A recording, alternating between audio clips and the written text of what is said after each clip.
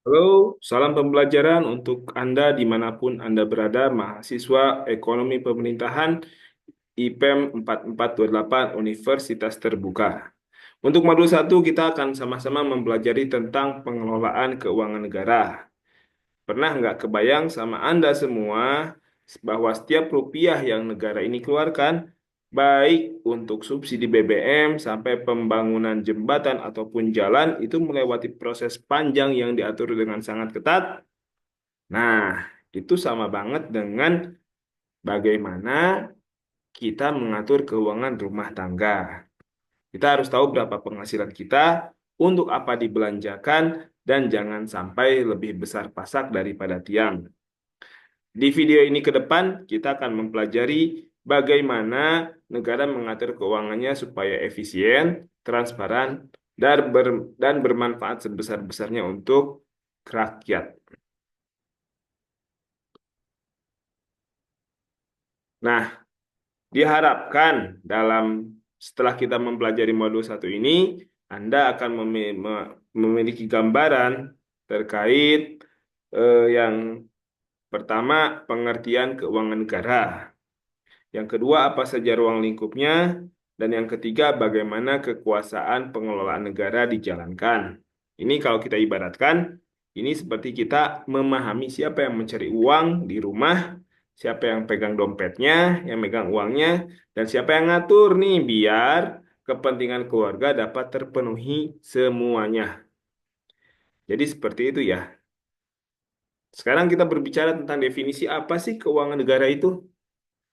Nah, jadi keuangan negara itu bukan cuma soal pendapatan dan belanja negara.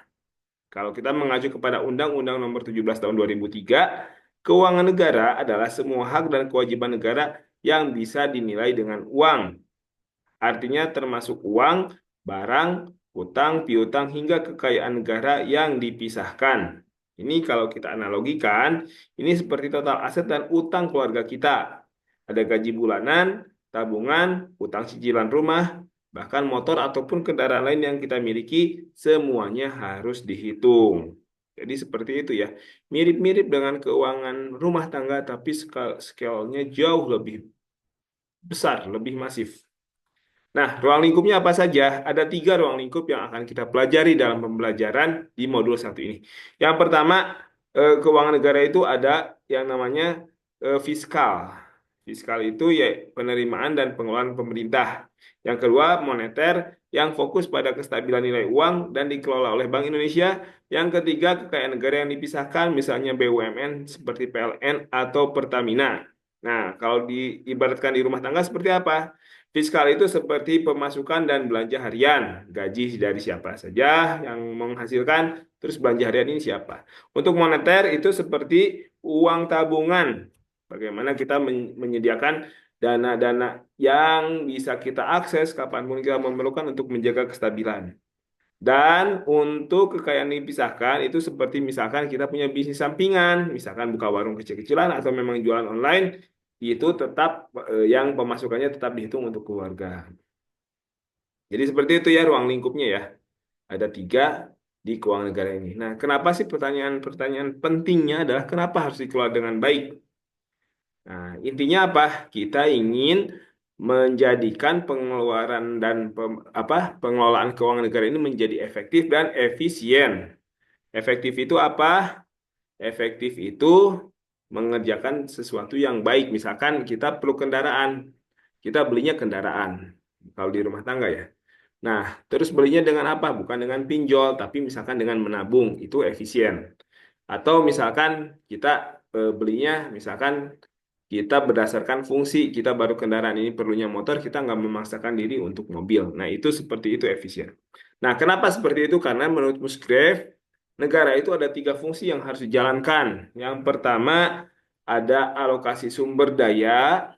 Yang kedua, distribusi pendapatan. Yang ketiga, stabilisasi ekonomi. Semuanya ini apa? Diharapkan negara menjalankan semua fungsinya dengan baik untuk memastikan bahwa rakyat Indonesia mendapatkan kesejahteraan yang layak mereka dapatkan. Misal, nih, eh, pajak yang terlalu tinggi kalau pemerintah masang pajak terlalu tinggi bisa menurunkan daya beli. Nah, maka pemerintah harus memastikan ada upaya-upaya untuk meningkatkan stabilisasi ekonomi, misal dengan subsidi sehingga bisa membantu masyarakat. Nah, kalau di keluarga gimana? Misal nih, anak itu dikasih jajanannya bulanan. Nah, tapi karena satu dan lain hal sama orang tua banyak dipotong tuh bulanannya sehingga apa? Jadi si anak yang biasanya mengambil sebagian dari bulanannya itu untuk keperluan sekolah karena bulanannya dipotong, nah, dia tidak bisa memenuhi kebutuhannya. Maka harus dipastikan misalkan si orang tua nabung buat tabungan gitu ya dipotongnya. Nah, nggak bagus juga. Tapi dipastikan balance ya. Sehingga apa? Jangan sampai juga dihabiskan itu uang jadi sehingga tidak punya tabungan. Nah, ini harus benar-benar dijalankan dengan baik. Untuk apa? Untuk memastikan masyarakat Indonesia mendapatkan kesejahteraan yang menjadi cita-cita luhur bangsa Indonesia. Dari mana sih uangnya? Nah, ini negara itu uangnya dari mana saja? Yang pertama, jelas penerimaan dari pajak. Ini penerimaan terbesar. Terus ada juga penerimaan non pajak. Terus ada juga dari hibah, denda, laba BUMN, dan juga utang. Nah, jadi intinya adalah semua pemasukan sah ke kas negara untuk membiayai pembangunan. Misalkan kalau di rumah tangga mah, bapaknya kerja, ibunya kerja, eh, di rumah ada warung, kakaknya jualan online, adiknya ikut magang, misalkan ya seperti itu. Termasuk juga misalkan kalau ternyata ada saudara yang minjemin atau pinjaman ke bank. Nah, ini juga dimasukkan, diperhitungkan. Nah, sekarang tantangannya seperti apa sih? Tantangan di Indonesia itu karena kita penghasilan terbesar kita itu dari pajak. Nah, ini tantangannya ini adalah yang pertama tax ratio kita itu masih rendah. Apalagi jika dibandingkan kepada negara-negara maju. Kenapa masih rendah? Yang pertama database kita nggak bagus. Database kita nggak bagus artinya apa? Banyak sektor informal yang tidak masuk ke dalam pendataan. Sehingga apa? Yang masih dikejar itu yang besar-besar aja. Padahal ternyata ada potensi pemasukan lain dari sektor-sektor informal yang sebetulnya juga mereka sudah kalau dari ini mah sudah melebihi ini ya jadi wajib pajak ya sudah menjadi wajib pajak. Nah, ini jadi kelemahan terbesar kita. Terus yang kedua juga kesadarannya masih kurang.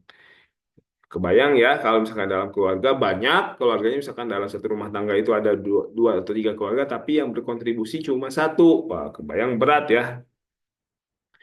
Nah, ya, terus solusinya seperti apa? Ada beberapa solusi yang bisa dilaksanakan. Yang pertama, ekstensifikasi wajib pajak. Ini apa perluasan tadi informal-informal mulai didata dengan perapihan data sehingga sektor-sektor informal yang sudah bisa dimasukkan langsung menjadi ini. Yang kedua intensifikasi dan digitalisasi ini perapihan data ya. Yang ketiganya adalah edukasi literasi pajak.